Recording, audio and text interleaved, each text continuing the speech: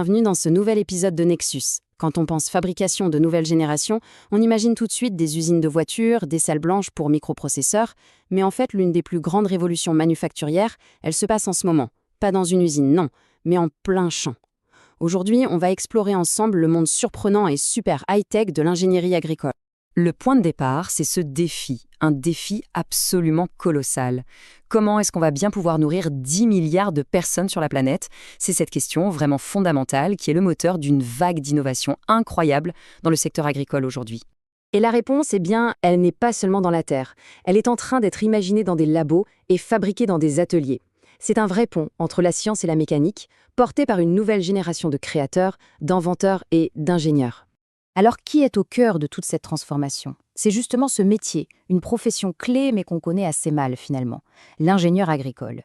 Attention, on ne parle pas juste d'un mécanicien. C'est un profil ultra polyvalent, quelqu'un qui doit jongler avec la physique, la biologie, l'agronomie et bien sûr la conception sur ordinateur. Son but, c'est de créer les outils qui vont rendre l'agriculture plus efficace, plus durable et aussi beaucoup moins pénible. Cette citation, elle résume tout en fait. Il ne s'agit pas seulement de dessiner des machines dans un bureau. Non, il s'agit d'avoir un impact réel, direct et positif sur la vie des gens qui nous nourrissent. C'est la satisfaction de voir son invention, sa création, fonctionner dans les champs. Bon, et concrètement, une journée type, ça ressemble à quoi? Eh bien, c'est super varié. Le matin, on peut être sur son ordi à dessiner une pièce en 3D. L'après-midi, hop, on est dehors, en plein champ, pour superviser le test d'un prototype. Et le lendemain, on peut même se retrouver à diagnostiquer un souci sur un tracteur à des milliers de kilomètres de là par appel vidéo. C'est vraiment un mix constant entre la théorie et la pratique. Et cette expertise, elle est recherchée absolument partout. On voit d'un côté des formations de pointe, comme ce master au Mali, qui prépare la relève, et de l'autre, des entreprises comme Yetter Manufacturing aux États-Unis qui publient des offres d'emploi pour recruter ces talents. C'est clairement une carrière qui n'a pas de frontières.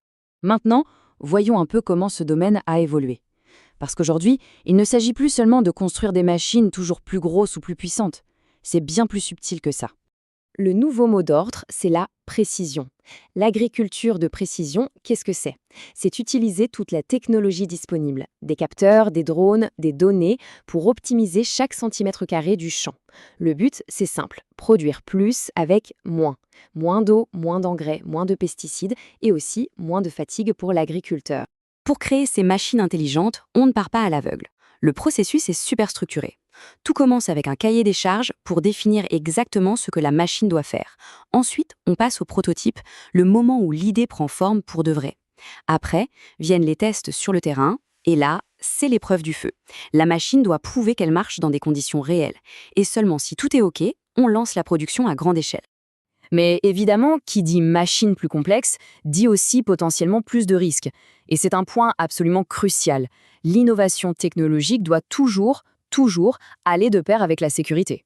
C'est pour ça qu'il existe des normes très strictes, comme celle de l'American Society of Agricultural Engineers. Elles imposent des choses très concrètes, des protections pour toutes les pièces qui tournent, des cabines renforcées en cas de retournement, des systèmes de verrouillage fiables, bref, tout ce qui protège l'opérateur. Un bon design, ce n'est pas juste un design qui est performant, c'est avant tout un design qui est sûr. On arrive maintenant au cœur de la révolution actuelle. Ce qui nous fait vraiment basculer dans la fabrication de nouvelles générations, on parle bien sûr de la robotique et de l'intelligence artificielle. Et ce qui pousse cette révolution, c'est un problème très humain.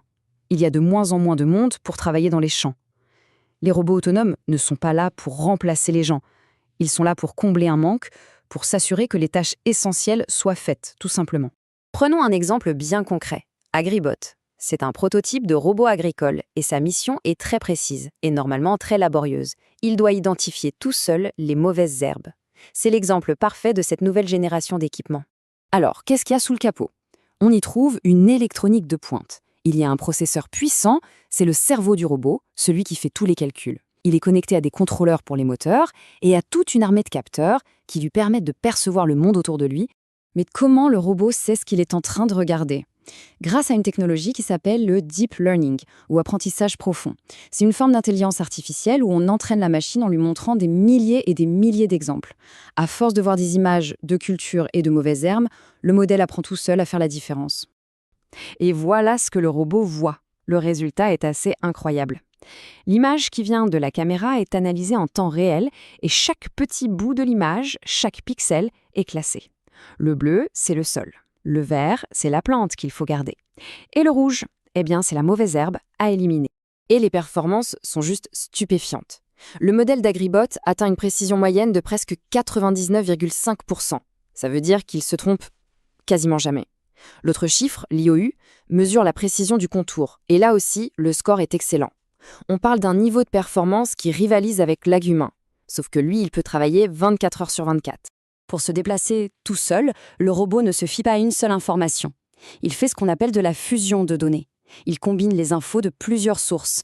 Le GPS, pour savoir où il est sur la carte, des capteurs de mouvement pour son orientation, une boussole pour la direction, et bien sûr la caméra pour s'orienter précisément. C'est cette fusion des sens qui le rend si efficace. Alors, qu'est-ce que tout ça signifie pour le futur de l'agriculture? Où est-ce que ça nous mène? Cet avenir, ce n'est pas de la science-fiction. Il est déjà là. Regardez ce chiffre. 70% des fermes en Amérique du Nord utilisent déjà une forme de technologie tracteur autonome. La transition est déjà massivement enclenchée. Le métier d'ingénieur agricole est donc en train de se transformer complètement. On passe du concepteur de machines à un véritable architecte de système. Il ne s'agit plus de créer une machine, mais de concevoir tout un écosystème intelligent, interconnecté, qui gère la ferme de façon autonome. Et on termine là-dessus avec une question un peu plus large. Cette révolution, elle ne change pas que les outils, elle redéfinit complètement les rôles. L'agriculteur devient un superviseur de flotte de robots, un analyste de données. Ça nous oblige à repenser la nature même de l'agriculture et notre lien à la production de ce qu'on mange. La ferme de demain, en fait, elle est en train d'être fabriquée aujourd'hui.